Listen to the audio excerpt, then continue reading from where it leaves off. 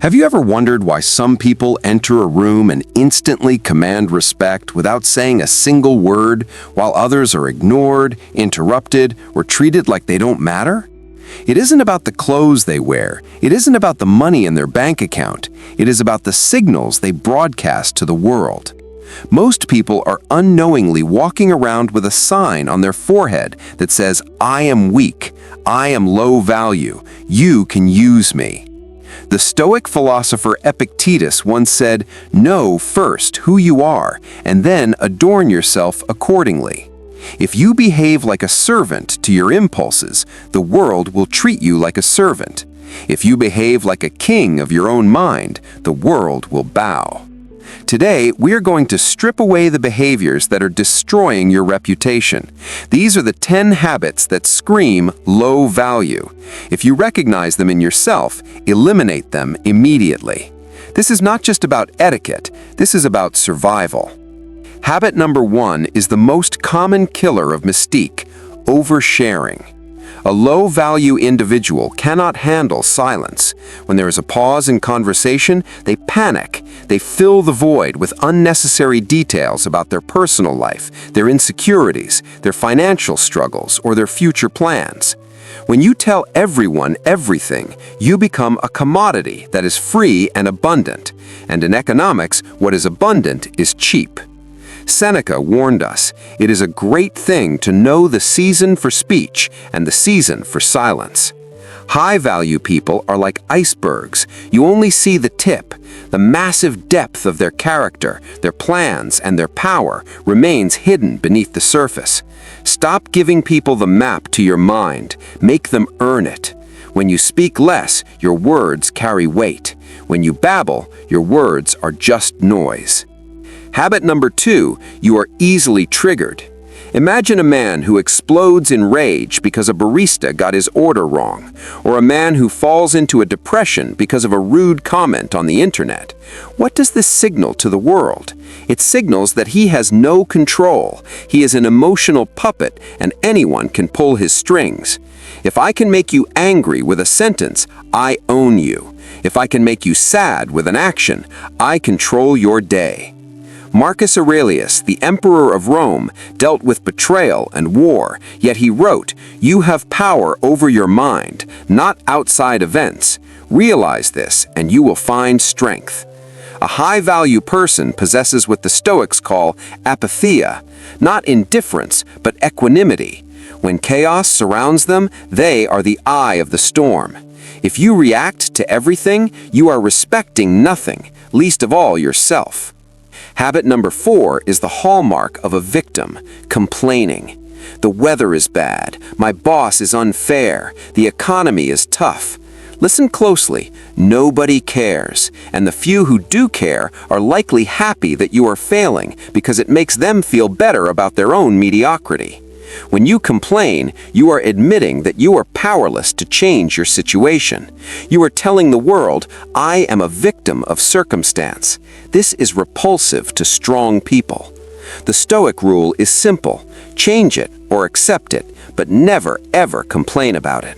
As Marcus Aurelius stated, everything that happens is either endurable or not. If it's endurable, then endure it. Stop complaining. Carry your burdens in silence. There is a quiet dignity in suffering without narration. That is high value. Habit number 4 is asking for permission to exist. Do you constantly ask others, "Do you think this is a good idea?" Or, "Do I look okay?" Or, "Did I do a good job?" This is the behavior of a child seeking a parent's approval. When a grown adult does it, it signals a lack of an internal citadel. You are outsourcing your self-esteem to other people. If your value depends on their applause, it also depends on their silence. If you need their praise to feel high value, their criticism will crush you. A high-value individual validates themselves. They have a code of honor. If they live by that code, they are satisfied, regardless of whether the crowd cheers or boos. Stop looking for a pat on the head. Look in the mirror. Habit number 5 is gossiping. Eleanor Roosevelt famously said, "Great minds discuss ideas, average minds discuss events, small minds discuss people." When you gossip or when you eagerly listen to gossip, you are signaling that your own life is so empty, so devoid of purpose and mission, that you must feed on the drama of others to feel alive. It shows you are not focused on your own growth. Furthermore, if you gossip to me, I know you will gossip about me. This destroys trust instantly. A high-value person is a vault. They do not trade in rumors. They are too busy building their empire, sharpening their mind, and cultivating their soul to care about who is sleeping with whom. Eliminate this habit. It is spiritual poison. Habit number 6 is physical, but it reveals the mental. Poor body language and fidgeting. A chaotic mind leads to a chaotic body. Shaking your leg, biting your nails, unable to hold eye contact, slouching in your chair. These are evolutionary signals of submission and anxiety. In the animal kingdom, the alpha is still. The lion does not jitter. The predator moves with economy and purpose. The Stoics believed in rigorous self-discipline, and that includes the body. Zeno of Citium was known for his composure. Start observing yourself. When you sit, sit like a statue made of stone, not a leaf blowing in the wind. Keep your head high, your eyes focused, and your movements slow and deliberate. Slow movement signals that you have time and you are not afraid. Habit number 7. You are unreliable. If you say you will be there at 7 and you arrive at 7:15, you have signaled that your word is meaningless. If you say you will start a business or go to the gym and you quit after a week, you have proven you have no discipline. High value is built on trust, not just the trust of others, but trust in yourself. If you cannot trust your own word, you will develop a deep sense of insecurity. You know you are a fraud, and eventually everyone else will know it too. Seneca said, "It is not that we have a short time to live, but that we waste a lot of it." Wasting time making empty promises is the mark of a fool. If you say it, do it, or else keep your mouth shut. Habit number 8. Instant availability. You answer texts within seconds. You say yes to every invitation. You drop your priorities to help others with theirs.